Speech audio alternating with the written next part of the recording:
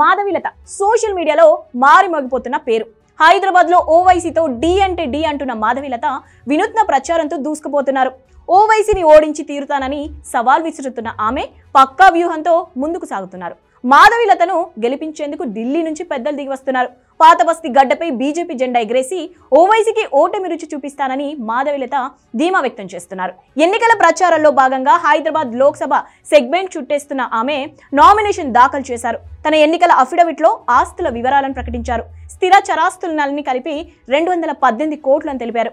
చరాస్తుల విలువ 165.46 కోట్లు, స్థిరాస్తుల విలువ 55.92 కోట్లు ఉన్నట్టుగా అఫిడవిట్లో పొందుపరిచారు.